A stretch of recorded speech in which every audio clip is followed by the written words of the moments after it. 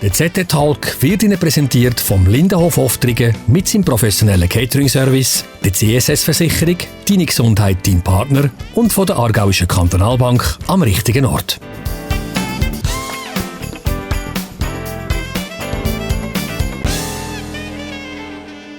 In der Krise den richtigen Ton zu finden, kann für Politiker oder auch Unternehmen absolut zukunftsentscheidend sein. Herzlich willkommen zum ZT-Talk. Über Kommunikation reden wir heute, vor allem über Kommunikation in der Krise und unter Druck. Und zwar machen wir das mit einem Mann, der in den letzten 10 Jahren quasi permanent Krisenkommunikation betrieben hat. Er war Sprecher vom Bischof von Chur. Letzte Woche ist bekannt worden, dass er aufhört. Heute ist er zu uns ins ZT-Studio gekommen und ich freue mich, dass er da ist. Herzlich willkommen, Giuseppe Grazia. Danke vielmals für die Einladung. Herr Grazia, ja, aller guten Dinge sind 3, kann man sagen. Sie sind ja schon mal da gewesen. Das letzte Mal haben wir über Ihre Bücher geredet. Jetzt gibt es wieder einen guten Anlass für einen Talk. Letzte Woche ist bekannt worden, dass Sie aufhören in Chur. Das Bistum dankt Giuseppe Grazia für den enormen Einsatz und bedauert das Ende der Zusammenarbeit außerordentlich. Jetzt im Kommuniqué geheißen, wir reden dort über Kommunikation, ist das kommunikativ eine geschickte Umschreibung für einen Rauschmiss, oder wie ist das zu deuten? Nein. Wir haben lange geredet, der neue Bischof und ich, und haben wirklich beide auch die Meinung gehabt, es braucht ein neues Gesicht, eine neue Politik kommt ins Bistum, ein neues Gesicht wäre gut.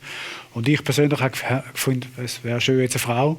In der Kirche gibt es ja einige Leute, die im Hintergrund sind, viele Frauen, aber wenig in der Öffentlichkeit. Ich finde es auch noch wichtig, wenn mehr Frauen sichtbar sind. Allgemein bei Institutionen und ganz unabhängig jetzt von der Kirche. Wenn Sie zurückschauen, 10 Jahre ist quasi immer so ein bisschen im Krisenmodus gesehen. Bistum Chur unter Dauerbeschuss, kann man sagen. Wie geht man mit dem um zuerst einmal?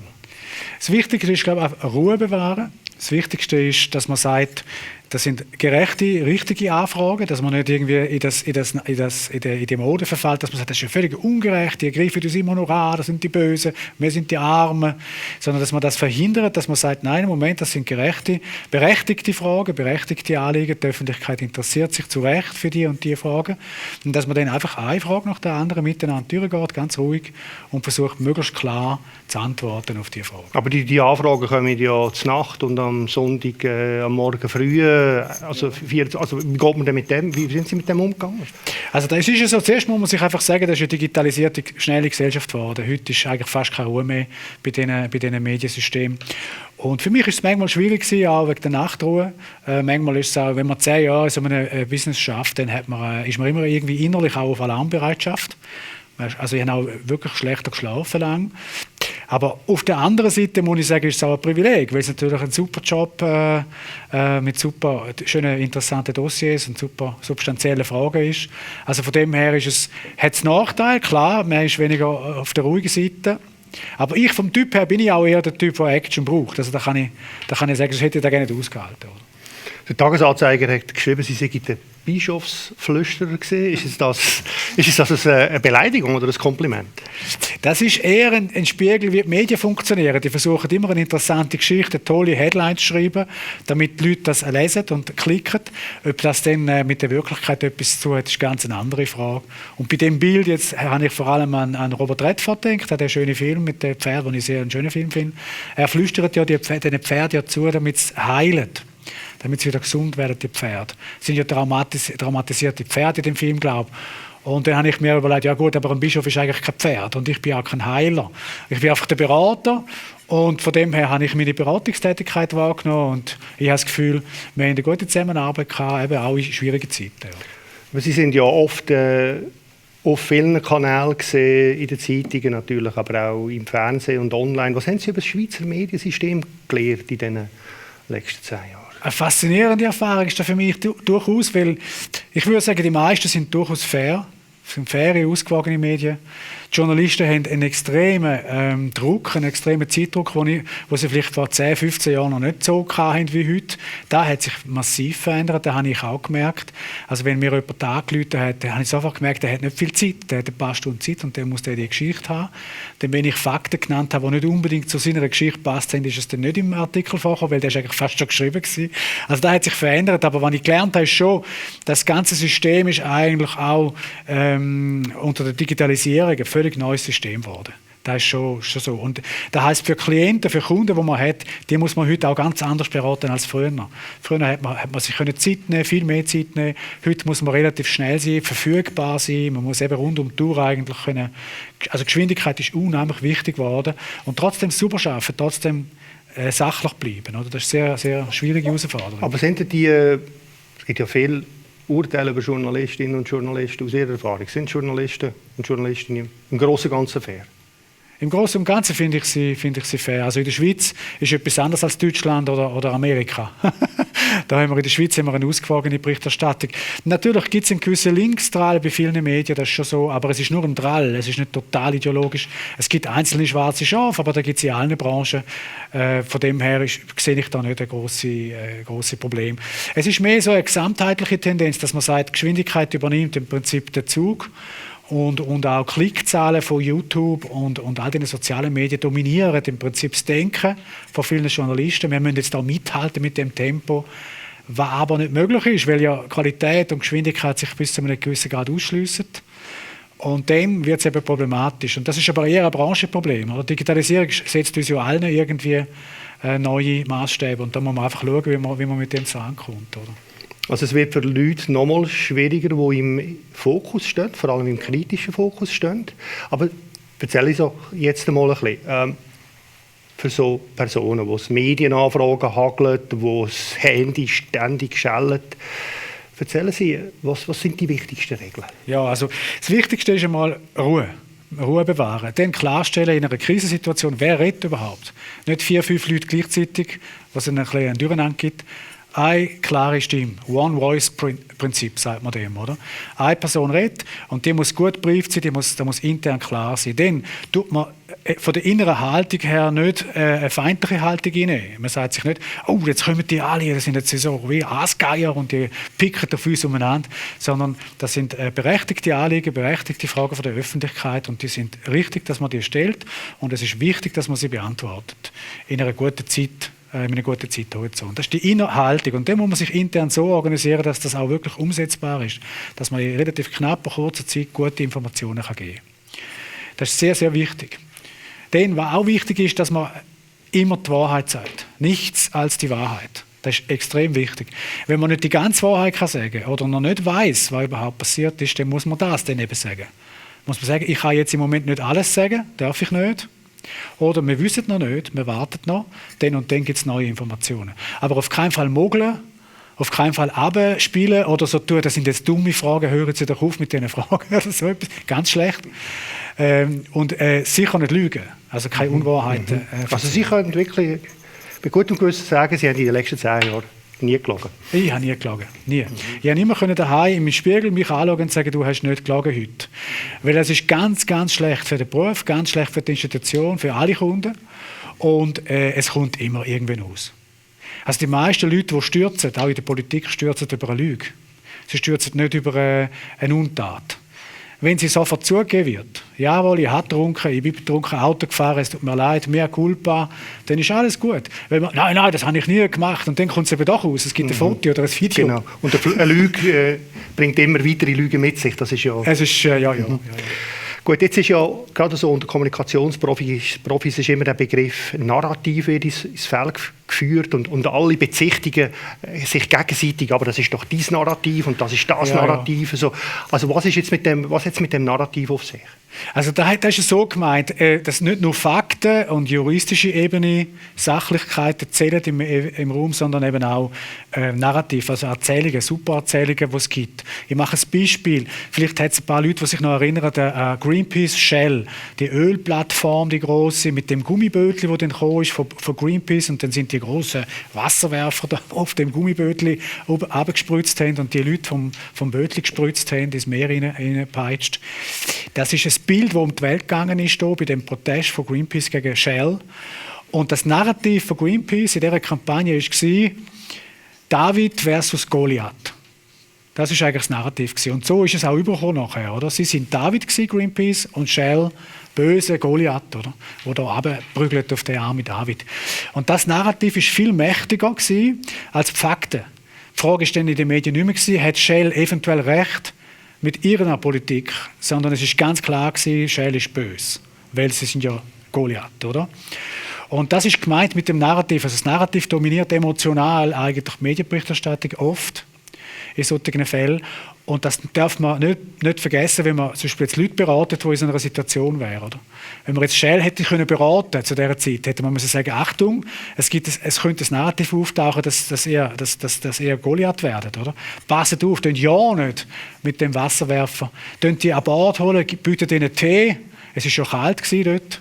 Bietet ihnen Tee zum Trinken, mit ihnen reden, ganz freundlich, sie freundlich empfangen, gibt ihnen ein Stück Kuchen oder etwas, weil der Goliath würde auch nie machen. Oder? Gut, und da gibt es quasi so ein Narrativ aus Kommunikationsberater-Sicht, wo man dann sagt, die bringt man irgendwie quasi fast nicht mehr aus dem Raum, oder? Und man muss dann einfach irgendwie die ansprechen, oder das Gegennarrativ. Ja, es ist so. Also, was ist denn die Strategie, um so ein Narrativ zu begegnen? Also wenn einfach dauernd irgendwie eine Erzählung rum ist, es ist, wie es ist und es gibt gar nichts anderes. Also wie kommt man dagegen vor? Es ist sehr, sehr schwer, vor allem wenn es eingeschliffen ist über Jahre, ist es sehr schwer. Aber man muss es durchbrechen, man muss versuchen durchbrechen. Man muss Zeichenhandlungen setzen, oder? Man muss Zeichen setzen, dass es am Narrativ widerspricht. Zum Beispiel ein Goliath würde nie zum Tee einladen. Oder? Der würde einfach mit den Steinschleudern zurückschlagen. Also als Goliath müsste man eigentlich die Leute freundlich einladen. Und auch wirklich so gemeint, vom Herzen. Es darf kein Fake sein. Oder? Also man muss eigentlich die Rolle durchbrechen, in die man reingepresst wird. Oder? Dann geht das. Oder? In der Schweiz gibt es ja einige Parteien, die schon ihre Narrative haben. Oder? Also, wo schon verteilt ist. Und da muss man ab und zu durchbrechen. Ich glaube, das wäre gut, oder? Wenn man das schaffen würde. Also jetzt haben Sie darüber geredet, was die Regeln sind, oder? Eben die Worte sagen, nicht irgendwie anfangen fliegen, Kommunikationsstrategie aufbauen.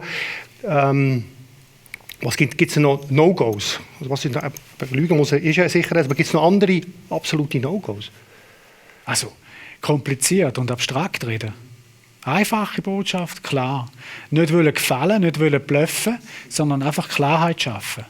Souverän sein auch bei Kritik. Wenn Sie mich kritisieren für etwas, was ich falsch mache, kann ich sagen, ich habe Verständnis, dass Sie das so empfinden, aber ich bin nicht einverstanden. Aus dem und dem Grund. Das ist souverän. Unsouverän wäre, ja nein, hören Sie doch auf, mich da ständig zu kritisieren. Oder Sie haben überhaupt nicht recht, jetzt hören Sie auf. Sondern ich verstehe genau Ihren Punkt, ich sehe es aber anders. Das wäre souverän. So, also mit Kritik wirklich souverän versuchen umzugehen. Denn wichtig ist auch, dass man versucht, emotional beteiligt zu sein am Kritiker. Dass man signalisieren kann, ich verstehe den Punkt. Auch emotional, nicht nur einfach vom Hirn. Oder? Also eine gewisse Empathie demonstrieren und auch vorleben, dass das verständlich wird. Es gibt ja immer wieder Fälle, wo man hört von Firmen, dass da irgendwie Missstände sind und dann heisst es von irgendeinem Sprecher, ja, aber das ist doch gar nicht so schlimm, das ist ja nur einer von 1000 Fällen, wo einer sich aus dem Fenster geworfen worden ist. Das ist ja nicht so schlimm, oder? Also wären wir beim Abspielen wieder. Ne? Aber das heisst ja nicht, dass ich ja immer empathisch bin für die Person, die es betroffen hat. Und nicht für die 1000 anderen, die es nicht betroffen hat. Und das ist auch noch eine wichtige Regel. Man darf nie vergessen, Medien bestehen aus Ausnahmen. Mediengeschichten sind immer Ausnahmegeschichten. Das heisst, der Regelfall vom normalen Leben kommt in den Medien eigentlich nicht vor. Meistens ist es eine negative Ausnahme, also der Unfall, der Skandal und so weiter. Aber es gibt auch positive. Und in diese Seite kann man ja versuchen, reinzukommen. Zum Beispiel ein Pilot, der auf dem Hudson River landet und alle Leute rettet. Das ist eine positive Ausnahme. Oder die Schweizer Nationalmannschaft, die wieder einmal ein Match gewinnt, endlich. Positive Ausnahme. Also mehr positive Ausnahmen wären eigentlich das Ziel von einer guten PR. Wenn Journalisten nämlich sagen, das wird gemauert, dann sagen meistens Betroffene oder Angefragte nichts. Wann macht es Sinn, nichts zu sagen? Es macht den Sinn, wenn man die Wahrheit nicht sagen kann. Oder wenn man nicht weiss, überhaupt was passiert ist, wenn man noch Zeit braucht. Oft ist es heute so, weil der Zeitdruck so enorm ist, dass man nicht weiss. Habe ich selber viel erlebt. Und dann haben wir wahrheitsgemäß gesagt, wir wissen es nicht. wir warten, wir müssen uns organisieren. Wichtig ist, dass man dann ein Datum sagt, dass man sagt, den und den wird und einhalten. Und auch einhalten und verfügbar ist für Fragen, die neben dem Datum her vielleicht auch noch kommen. Aber wichtig ist einfach, dass man sich Zeit lässt und glaubwürdig bleibt. Und auf Mauern geht auf keinen Fall. Also irgendwie Telefon nicht abnehmen oder irgend so etwas, das geht nicht. Was Journalisten übrigens immer wieder erleben. Immer wieder erleben. Eben, das ist nicht gut. Das ist nicht gut. Es ist etwas von den schönsten Erlebnissen, die ich die letzten Tage hatte, ist, wie viele Journalisten mir am Telefon, die es erfahren haben, dass ich gehe, mir gesagt haben, es ist professionell gewesen, sie sind immer erreichbar gewesen. Und wenn ich auf die Combox geredet habe, ist es vielleicht 20 Minuten gegangen und sie haben zurückgerufen. Und dann habe ich gemerkt, die erfahren zum Teil anders. Das ist zum Teil tatsächlich, kann ich aus Erfahrung sagen, ist tatsächlich zum Teil anders. Wenn etwas schief gelaufen ist, ab und zu läuft dann etwas schief und es steht irgendwie, ich sage es jetzt ein bisschen krass, es steht ein Kabis in der Zeitung. Passiert ja jeder Redaktion und dann kommt die Gegendarstellung oder die Forderung nach einer Gegendarstellung. Wie viel Sinn macht eine Gegendarstellung? Ja, das ist eine ganz schwierige Sache mit dieser Gegendarstellung. Man muss sich vorstellen, es ist eine Zahnpastatube, man bedruckt die Zahnpasta aus dieser Tube und jetzt versucht einer, die Zahnpasta wieder reinzubringen. Das ist etwa der Versuch, in der Öffentlichkeit etwas Gegendarstellung. Also zum Beispiel nehmen wir jetzt einen fiktiven Fall. Eine Firma wird vorgeworfen, sie haben vertuscht und sie haben betrogen und Bilanz gefälscht und eine Person sexuell belästigt und irgendwie so. Gut. Und jetzt versucht man das, eine Gegendarstellung. Wir haben nicht vertuscht, wir haben nicht betrogen und wir haben niemanden sexuell missbraucht. Jetzt muss ich ja alles wiederholen im öffentlichen Raum, was nicht stimmt. Das heisst, ich mache es noch bekannt, das Faktum, noch mehr. Ich mache das noch verbreiten. Die interessanter und die professioneller Reaktion auf das wäre eine Kontaktnahme mit der Redaktion, mit der Chefredaktion am besten, im Hintergrund und Fakten klarstellen, das ist falsch, das ist ungerecht. Und nicht mit dem Anwalt kommen, sondern wirklich diplomatisch versuchen. Oder? Das ist falsch gewesen. Können Sie doch schauen, dass Sie bei der nächsten Berichterstattung über unsere Unternehmung oder unsere Organisation diese Sachen richtig recherchieren oder uns anrufen oder dem Herrn sowieso anrufen oder der Frau sowieso anrufen. Bevor Sie das drucken, bitte. Auf keinen Fall einfach versuchen, Gegendarstellung zu drucken, weil ich muss alles wiederholen und dann macht man es noch schlimmer. Oder? Und es geht ein Hin und Her mit der Redaktion. Und ja, und dann ist der beleidigt und der andere ist beleidigt. Wie geht es bei Ihnen weiter? Das ist bei mir noch völlig offen. Ich bin noch gar nicht dazu gekommen im Moment. Ich lasse mir jetzt das erste Mal Zeit. Jetzt tue ich einmal eine Türschnaufen, weil da habe ich in den letzten 10 Jahren wenig Gelegenheit gehabt. Und nach dem Türschnaufen überlege ich mir genau. Sie schauen alle James Bond-Filme, habe ich in der Weltwoche gerade gelesen. Das ist noch lässig. Ja, ich habe von der Weltwoche ein Angebot bekommen, können schreiben, wann ich gerade Lust habe. Und ich habe Lust auf James Bond. Darum habe ich einen James Bond Artikel können schreiben. Und in dem Zusammenhang habe ich mir den Genuss angetan, ein paar Bond-Filme zu schauen, die einfach ein grosser Genuss sind für mich. Vor allem die ganz alten, die ich sehr schätze. Herr Grazia, danke, dass Sie uns eine Schule plaudert haben. Das war wirklich interessant. Danke für die Einladung nochmal. Ja. Nächste Woche neuer Gast, neuer Talk. Hoffentlich wieder mit Ihnen. Danke fürs Zuschauen.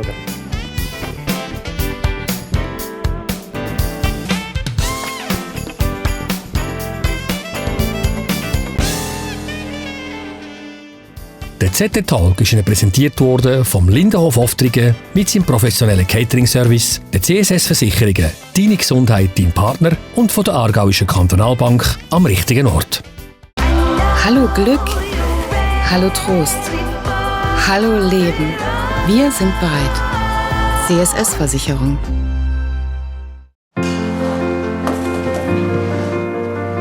Lindenhof Oftringen. Unser Catering-Service sorgt für kulinarische Highlights, auch an Ihrem Event.